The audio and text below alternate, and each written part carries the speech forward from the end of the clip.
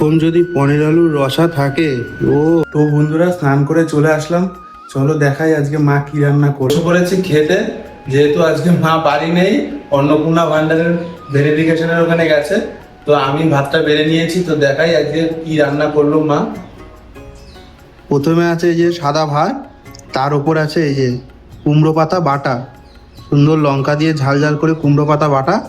আর এদিকে আছে কুমড়ো শাকের তরকারি, এই যে কুমড়োর ডাঁটা দিয়ে আলু দিয়ে বেগুন দিয়ে একটা নিরামিষ তরকারি। আর এদিকে আছে এই যে সুন্দর পনির আলুর রসা, এই যে পনির আলুর রসা, সুন্দরভাবে বানানো পনির আলুর রসা। দারুণ হয়েছে, আবার এর মধ্যে কাজুও দেওয়া, ওই যে।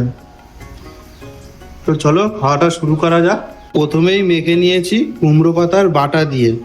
এরকম কুমড়ো পাতার বাটা থাকলে আর তো মনে হয় কিছু লাগে না, যেহেতু আরও রেসিপি হয়েছে সেগুলো তো খেতে হবে। তো এটা দিয়ে প্রথমে শুরু করছি, একটু খেয়ে নিই, বলি কেমন লাগলো। দারুণ লাগলো। কুমড়ো পাতার বাটা দিয়ে তো খাওয়া হয়ে গেলো, এবার নিয়ে নিচ্ছি কুমড়ো ডাঁটার তরকারি, সুন্দরভাবে আলু দিয়ে বানানো কুমড়ো ডাঁটার তরকারি। এই যে ডাঁটাটা এমনি চাবাই, তরকারিতে মেখে নিয়ে পুরো ভাত খাওয়া যাক।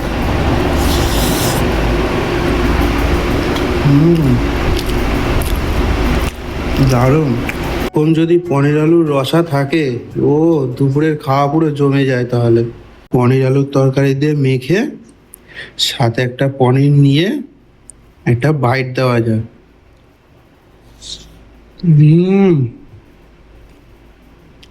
দারুণ দারুণ।